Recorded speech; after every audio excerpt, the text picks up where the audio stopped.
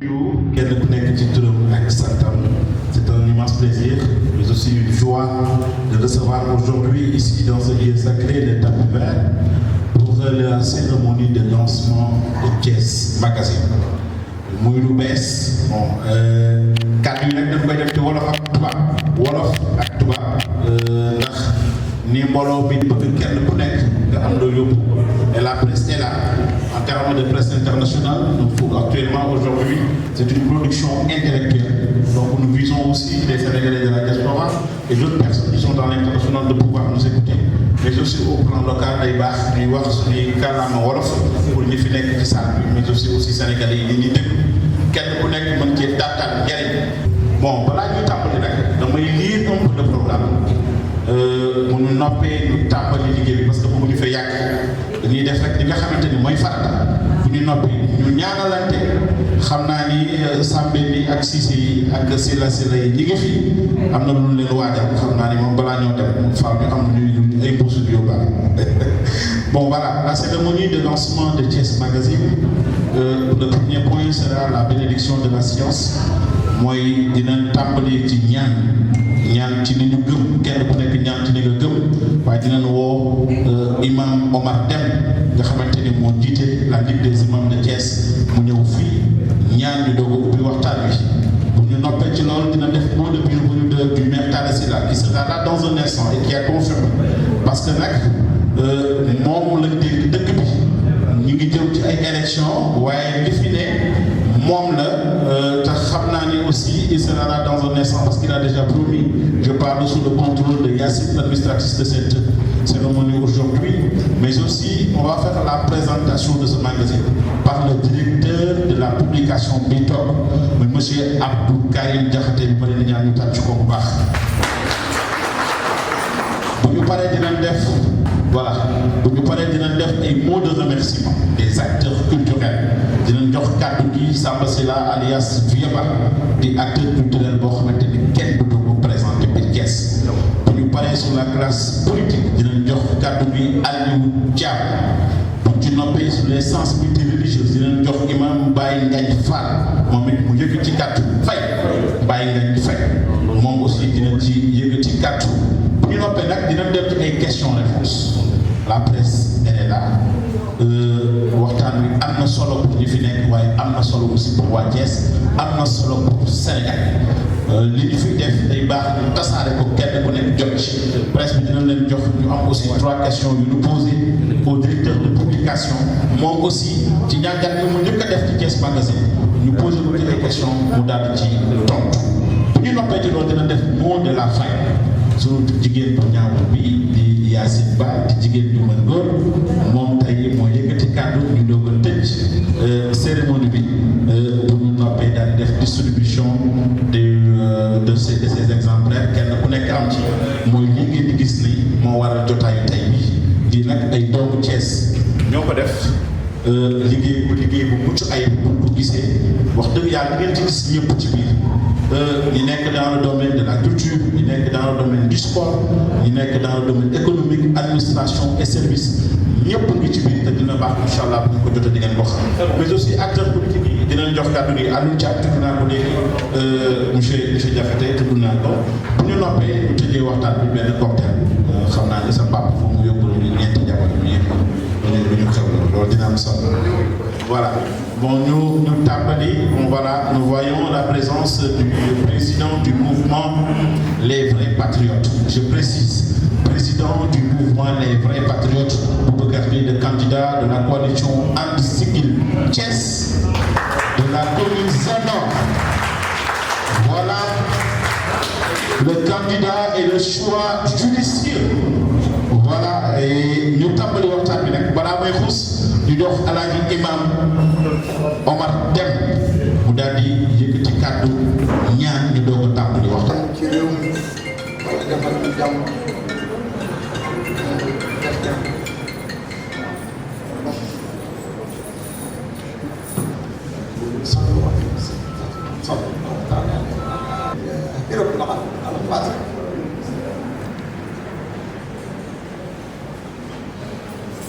Nous allons sans plus tarder aller directement vers la présentation du document. Par qui? Le directeur de la publication. À la première page, déjà, il nous dit, avant le sommaire, la bataille de Thiès aura bien lieu. Waaw. Combat bi nga xamante Thiès ci boppam moo ko war a bëri dina am te loolu aussi jàppal ma jàppale doon ku ne dina ci jàpp. Quelquefois, monsieur le directeur de publication, cette phrase me rappelle la phrase de Victor Hugo qui disait: je ne rentrerai pas tant que la liberté ne rentrera pas dans son exil à Guernesey et à Djersi. ñu jël ko xoxotal ko génn ko dëkkam doomam décédé mu war a ñëw. Il avait dit ces phrases là te aujourd'hui vraiment loolu ngeen wane wàcc. Donc monsieur le directeur de publication dañ lay jox kàddu gi la presse aussi jël ko nga mën a def la présentation par rapport tout simplement à Thiès Magazine. On peut venir là-bas si vous voulez. Voilà, vous allez venir. Ça sera sur vos applaudissements. wax ko tuuti ci wolof rek parce que en fait en réalité li mu leen nuyoo gërëm leen ci seen teewaay yéen ñëpp mag ak ndaw góor ak jigéen di rafetlu toogaay bi di leen di ñaan ngeen ñaanal support bi ñu def nii mu yàgg fii amal Thiès njëriñ parce que dañuy dem gis ne Thiès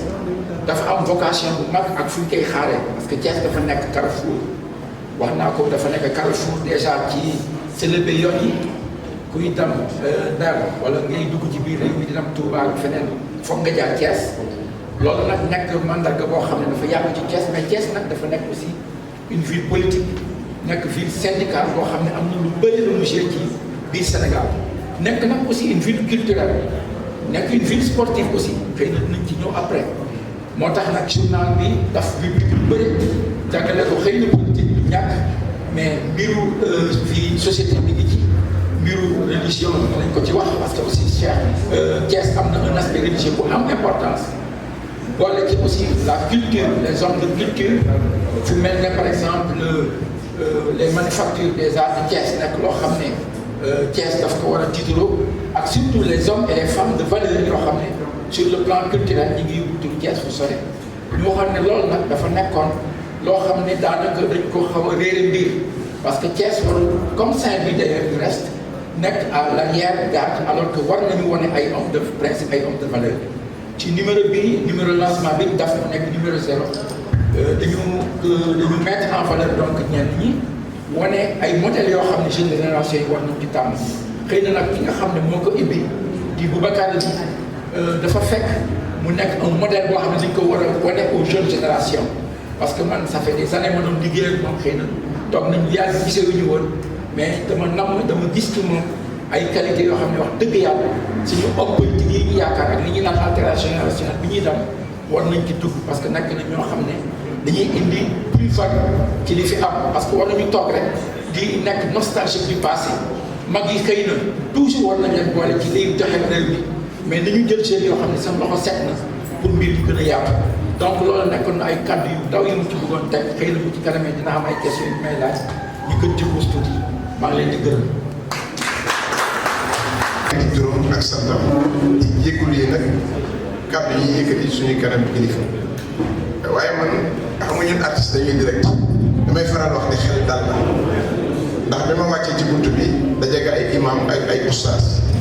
muy ñëw ñu wane magazine bi ñi ci nekk mu wóor la ni kon xel dal la parce que acteurs yëpp ñu ngi ci magazine bi waaw te lii maître de cérémonie bi wax dëgg la sans la culture dara du dem mag ñu baax ñi bu leen fi dindi ak imam bi dara du dem ndax ba ñuy nekk président ba ñu juddoo ba léegi imam yooyu bu saa leen encadré ba ñu doon li ñu doon ba ko ciy takk soxna wala nga fi juddoo damay wax nag Thiès dafa soxla changement moo tax magazine bi ma ko sama xel dal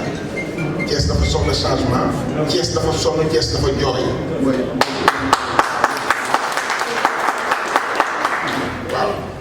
nous sommes des artistes mais très politiques dañoo yàgg ci terrain bi te gis nga lii di ñëw dafa am solo mën naa bokk ak oustaz bi day bàyyi te yi di ñëw te du ma ko wootee il faut que ñu xam importance lii di ñëw donc ñun li ñu doon jooy surtout ñun nord rawatina jaxaaw dañu ko am muy Boubacar lii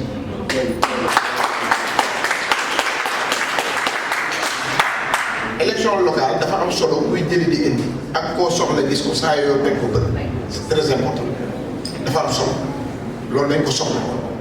au niveau de la culture moom zéro Thiès zéro la ñuy wax fi mu nekk bu ñu ne woon salle bu ñu dem sax amatuñ salle bu artiste yi taxaw wane seen bopp sax amatul Thiès waaw man demoon naa ba toog ban parce que dama dem ba ni noor gisuma benn mu taxaw koo xam ni commune de Nord koo xam ni jaral na ma jóg mais bi ma gisee coalition bi xoolaat gis bu bëgg gis ñeneen dama kontaan sawar man maa ngi campagne te ñoom tantuñu moom sax fi mu ne ku nekk da ngaa war a jóg campagne bi wax leen li xew li ñuy jëriñ moo egsi ku muñ rek di nga mës a muñ te gëm naa ne loolu mi ngi ñëw donc initiative bi rafet na bëgguñu guddal li ñu leen dox nag man moom tàmbali naa liggéey bi man faa tàmbali naa liggéey bi di ñaan yàlla saxal li ñu sëb yëpp ñu am ñuy jégalu ci kàddu yi comme ne ko suñu kilifa yi bëgguñu guddal jërë ngeen jëf. ñu ngi julli ci Seydina Muhammad sallallahu alayhi wa sallam di nuyu di ziara monsieur Boubacar Ly tàccu leen dinaa ñëw ci moom léegi wax naa monsieur le président Abdoulaye Dièye lors d'une cérémonie ma ne ko lii coalition ànd siggil Thiès bi c'est la main de Dieu yàlla moo ci dugal loxo Diego Maradona on lui a demandé lors d'une finale de la Coupe du Monde ne ko pourquoi tu as fait pour marquer ce but mu ne non c'est pas moi c'est la main de Dieu mais la coalition Boubacar Ly Abdoulaye Dièye Ousmane Diop c'est la main de Dieu.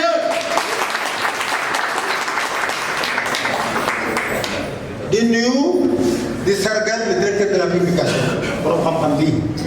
Serigne Touba nee na fa mablagul hilmi fihi annahu bashar wa annahu duunuhu aqlun wa afkaar ku amul xam-xam doo dem ñu ngi lay jox seen wàccuwaay bu baax le directeur de la publication monsieur Ka di nuyu di ziara sunu njiit ñun les imams de l'émergence muy imam El Hadj Omar Deme tàccu leen ko ma taxaw ci moom une seconde doomam dafa génn àdduna président de la République yëkkati téléphone Omar mu ne ko waaw mais monsieur Boubacar Ly monsieur Abdoulaye Dièye monsieur Mor Gueye mu ne ko non tout à fait dama la doon jaale donc le président de la République yàlla moo ko jox mission teg ko ci loxoom jël Sénégal teg ko ci gënu fi waaye ndogalu yàlla la waaye ku muy téléphoné di wax ak moom di la jaale doo ko ndaw kon Omar tàcc na bu baax di nuyu di sargal fa tabarakallah l'artiste de renommée internationale multidimensionnel le beau mi ngi nii toog waaw bi dafa taxaw rek ni Serigne Babacar Sy man ma daanu ndax man Serigne Babacar lu mu wax ëllëg suuf naa di nuyu di sargal dama ne xale la mais du xale xam ngeen kan monsieur Birane Mbaye dugal taxaw ba nu gis kii day président Boubacar Ly président Boubacar Ly di Birane Mbaye mu juddoo Thiès yaroo Thiès comme monsieur Boubacar Ly gis loo xam ni fa tabarakallahu dañuy dimbali Thiès mu jóg jël tànkam taal otoom di dimbalee social Birane ñu ngi lay jox sama cër bu baax a baax di nuyu nag mbooloo bi yépp la classe politique bàyyiwuma góor bàyyiwuma jigéen di nuyu nag waa kër yonent bi président dafa am lu ma déy ndax ñun kat lu nu am yonent bi ma déy léegi ni ma doo waxtu doonte 3 minutes la ci yonent bi moo ma ko déy léegi doomu diine la El Hadj Souleymane lii moo ko jur fa tabar di doroo bee boo koy dàq da koy dàq ba ci Cheikh Omar Fouti mu Chérif ak leen bu baax a baax moo bëgg nag ku fonk Cheikh Seydi Hadji Malick ku ko bëgg yow laay waxal min kulli wasfin amiri min kulli wasfin habib waaye nee na nii rek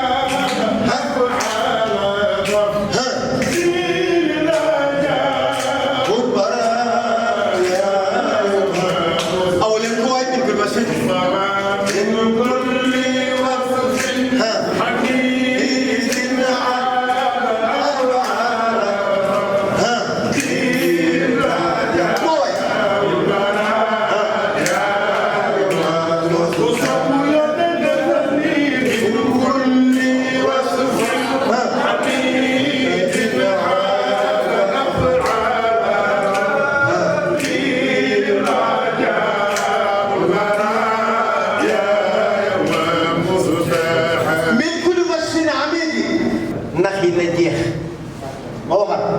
fi doy na 22 ans di naxe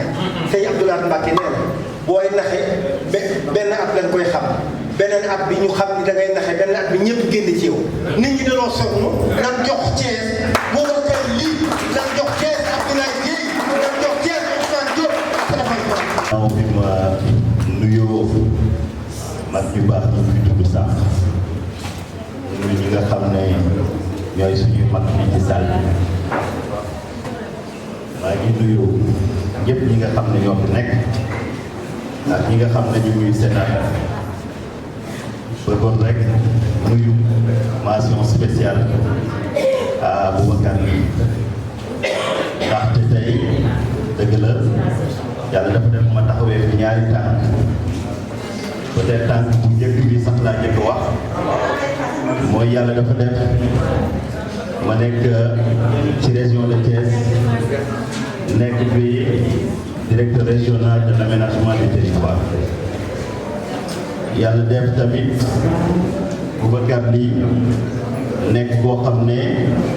man ak moom dañu jàngandoo Paris donc yàlla def ñu bokk benn université jàngandoo fële ci France tey ñu ñëw ba ci biir Sénégal yàlla def ma ñëw di liggéey ci région donc su ma fi ñëwee tey mun naa wax ñaari casquette yooyu yëpp laa fi daale benn bi si njëkk maître de cérémonie bi wax na ko administration bi dafa am solo si magazine bu mel nii ndaxte ñun ñooy jàppale collectivité territoriale yi fi nekk yëpp ba seen liggéey ak liggéeyu état bi mu jaar yoon waaye sax dama naan lu ci mel ni UEMOA lu ci mel ni CEDEAO ñun ñooy rataxal diggante yi pour que mu jaar yoon suñu kilifa nag gouverneur de région la tey mun naa wax ne maa fi représenté sama collègue yëpp de manière générale ndaxte dëkk boo mën a gis ci àdduna dafa soxla genre outil yu mel nii parce que document yi mooy mettre en relief les potentialités yi nga xam ne moo am ci biir dëkk de en général au niveau national dañ koy gis souvent même day gis tey benn journal bu mel ni Dakar Times mais Dakar Times lañ ko tuddee mais li muy jaay pratiquement c'est tout le Sénégal donc tey su ñu amee magazine bu mel nii ñu sañcee ko Thiès jàpp naa ne dina mun a mettre en relief lépp li nga xam ne nii Thiès soxla na ko ci wàllu développement wala ci wàllu stratégie de développement bi ci topp nag te foofu lay daanelee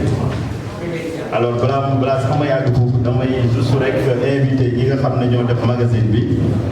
que à chaque fois bu numéro amee nañu réserver benn partie à l'administration en fonction des réalités yi nga xam ne moom la magazine bi di jël tournure bi nga xam ne jël na ko ligne directrice bi nga xam ne jël na ko nañu xool ban service technique moo gën a apte pour que mu ñëw conseiller leen parce que ñun en réalité suñu mission ici au niveau de la région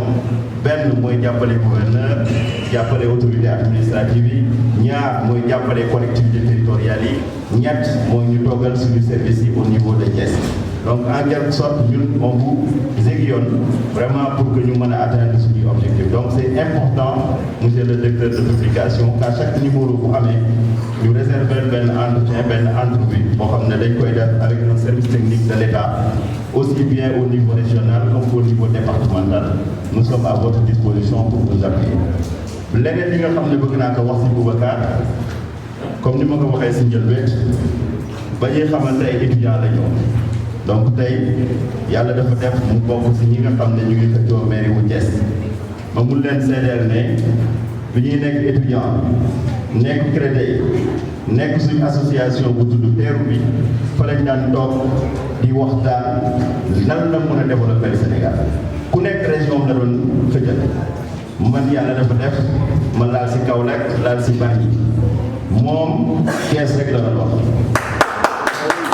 donc loolu mun naa leen ko seedeel te loolu étudiant la woon donc ba nga xam ne mu ngi nekkoon étudiant di jàng xelam dèjà mu ngi doon xalaat si lu war a yëkkati Thiès lu war a développer Thiès tey bu toogee ba ne ma dama soxla mairie bu Thiès sama waaye da nga bëgg ma ñëwal jàpp ci foog naa yoon la mu ñëw taxaw ci wetam pour jàppale ko ndaxte lu dëgg la ci moom lu yàgg la mu nekk di ko xeex donc ma leen di ñaan yàlla dafa def nag ñun administration on est neutre parce que loolu mooy suñu liggéey waaye li ma seq ak moom seq naa ko moom lu dëgg mais amaana su ma fekkoon sama bureau administrativement day parler mais su ma wooyee ci beneen terrain nag conseil bu ma ko mënut a jox ci xam-xam bi ma yàlla dénk nga xam ne collectivité territoriale dafa soxla muy aménagement du territoire mu bokk ci 9 domaines de compétence yi lu ma ko ci mënut a jàppale su ma wooyee dinaa ko jàppale donc ma leen di wax toute ma disposition en tout cas toute ma satisfaction ñëw tey fekkee lii di wax ne ñun ñëpp dañu booloo artistes yi Thiès bëri na ay artistes lu mel nii dina tax peut-être ñu gën a daje ñu gën a waxtaan ñu gën a jubóo ba ñu mën a def sax pourquoi pas benn festival annuel boo xam ne nii day am dimension internationale baabaam léegi di dox pour que ñu gën a jaay la destination de Thiès parce que tey aujourd'hui man def naa 3 ans chef de service régional de Thiès de Dakar donc Dakar laa génne bi poste Thiès bi ubbee man maa ni damay dem Thiès parce que Thiès actuellement mu ngi simmi Dakar di sol mais simmi Dakar boobu muy sol nag il faut que ñu réfléchir ko pour que mu bañ a am anarchie li bon Dakar ñu indi ko Thiès te loolu ñu ngi koy def à une seule condition ñun ñëpp ñu booloo xool lu gën a rafet nu mu gën a taaloo ñu def ko au-delà des obédiences au-delà des positions politico-partisanes parce que Thiès moo siy gagné jërë ngeen jëf. L'exemple de M. Boubacar. Moi qui suis aussi un produit salarial de l'UGB, on peut dire aujourd'hui que lui c'est un produit du Sénégal et qui est prêt aujourd'hui pour rendre le Sénégal ce que le Sénégal a fait pour lui, en commençant par le service qu'il soit. En tout cas, beaucoup de choses ont été dites sur vous et beaucoup de choses peuvent être encore dites sur vous, mais je ne peux tout dire que tout mériterait d'être dit à l'endroit de ce grand homme qu'il avait dit dans notre grand homme. Aujourd'hui, moi, en le regardant, rien que tout simplement de par sa mise, mais aussi de par sa discipline intellectuelle, assis dans sa chaise, du haut de sa chair, de sa main de main, superviser cette cérémonie. Encore une fois, nous avons besoin des hommes comme lui, qui ne parlent pas trop, mais qui agissent. Je m'en vais remettre la parole. La parité est de mise.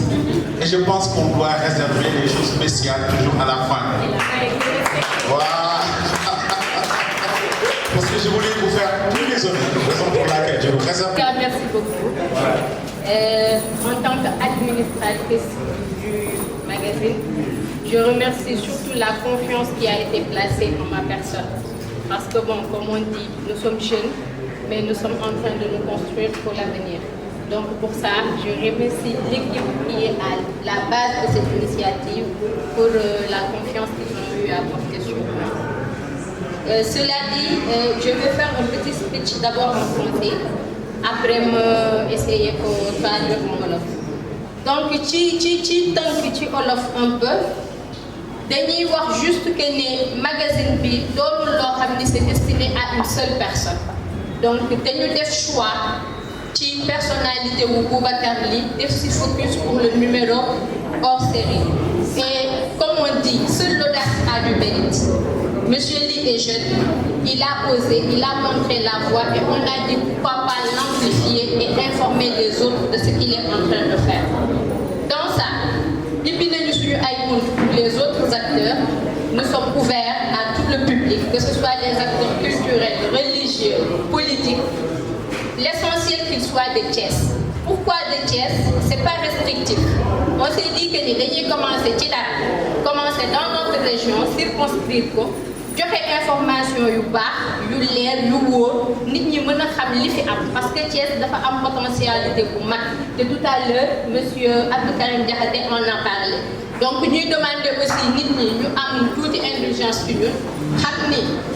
day doog a commencer, donc dina am peut-être ay manquements, mais au fur et à mesure ñuy avancer, Inch'Allah, on va s'améliorer. On espère que ce sera une belle aventure. Merci beaucoup. Le buffet est ouvert.